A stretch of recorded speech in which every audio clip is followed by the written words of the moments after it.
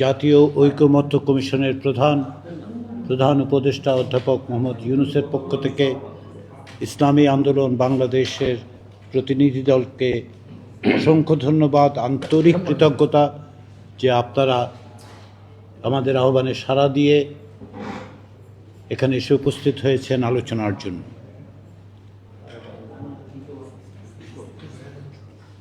এই প্রক্রিয়ার সূচনা বাংলাদেশে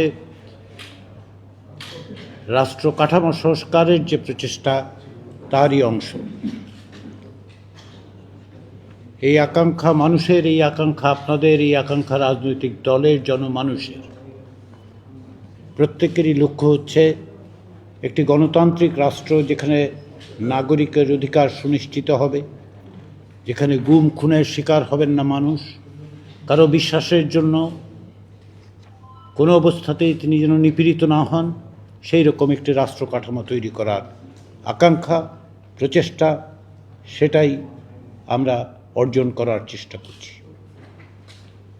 গত 16 বছর ধরে বাংলাদেশে যে ফ্যাসিবাদী শাসন বাংলাদেশের মানুষকে নিপীড়নের মুখে ঠেলে দিয়েছিল, নিপীড়ন, লাঞ্ছনা, নির্যাতনের মধ্যে ছিল, তার মধ্যে সেই নিপীড়নের বিরুদ্ধে গণতন্ত্রের জন্য যে সংগ্রাম, সেখানে ইসলামী আন্দোলন বাংলাদেশ একটি গুরুত্বপূর্ণ ভূমিকা পালন করেছে,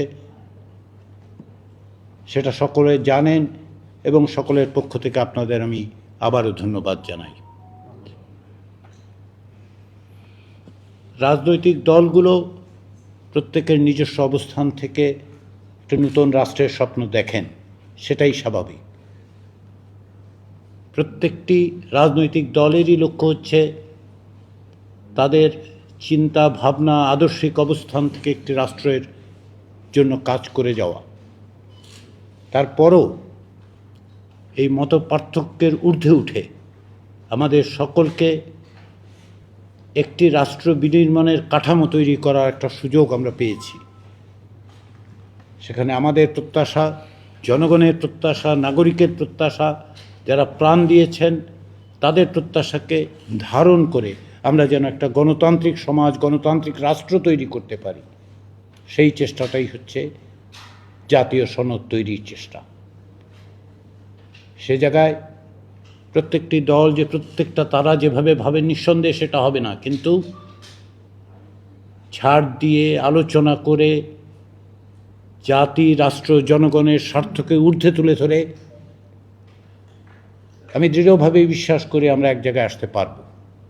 সর্বশেষ এই 24 জুলাই আগস্টে যারা নতুন বাংলাদেশ বিনির্মাণের জন্যে, জন আকাঙ্ক্ষার বাংলাদেশ বিনির্মাণের জন্যে যারা জীবন উৎসর্গ করেছেন এবং বিভিন্নভাবে নির্যাতিত হয়েছেন, তাদের প্রতি গভীর শ্রদ্ধা জ্ঞাপন করছি।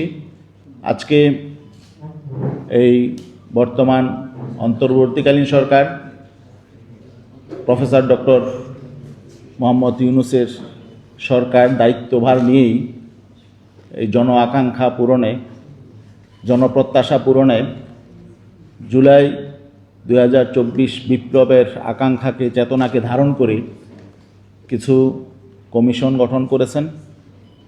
এর মধ্যে 6টি কমিশনের প্রস্তাবনা আমাদের হাতে পৌঁছেছে এবং রাজনৈতিক অন্যান্য দলগুলোর হাতেও পৌঁছেছে।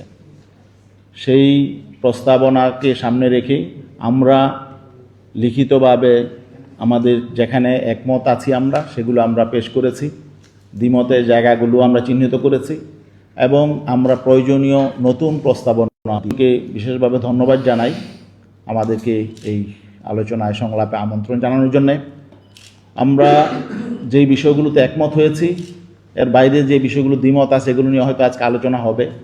আর বাস্তবতার আলোকে আমরা এই কমিশন রিপোর্ট প্রকাশ করার আগে, মিডিয়ায় প্রকাশ করার পর কিছু পাবলিক পারসেপশন আছে, মানুষের মধ্যে কিছু চিন্তা আছে, আমরা যে প্রস্তাবগুলোতে একমত হয়েছে এগুলো নিয়েও মানুষের মধ্যে কিছু কথাবার্তা আছে।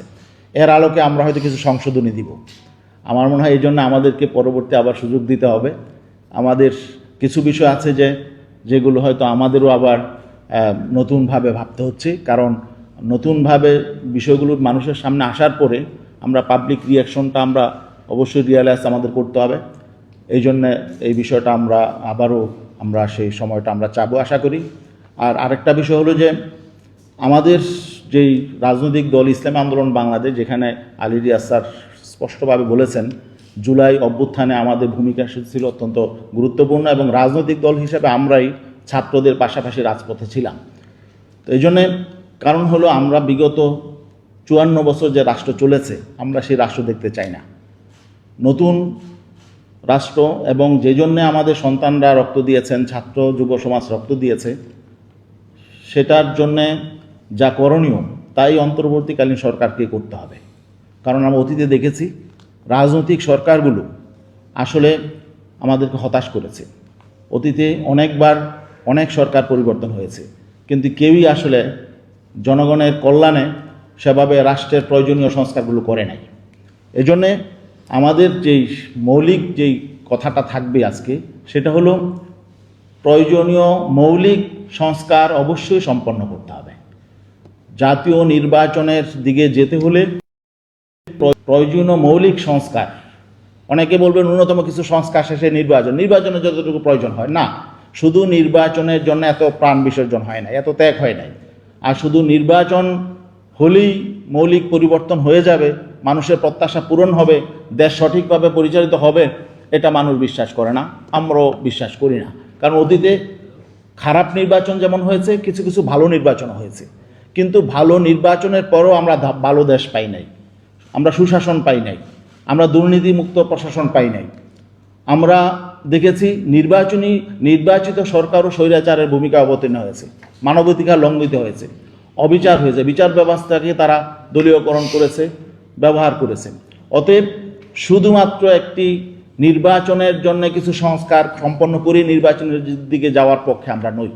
আমরা প্রয়োজনীয় মৌলিক সংস্কার চাই, যে জন্যে আমাদের এই 24-এর অভ্যুত্থান হয়েছে, জুলাই বিপ্লব হয়েছে। এটা সঠিক চেতনা ধারণ করি আশা করি বর্তমান অন্তর্বর্তীকালীন সরকার এবং বর্তমান সংস্কার কমিশন এবং ঐকমত্য কমিশন তারা সঠিক জায়গাটা চিহ্নিত করে সেটার একটা পথরেখা তৈরি করে দিয়ে এটা সম্পন্ন করে যাবেন।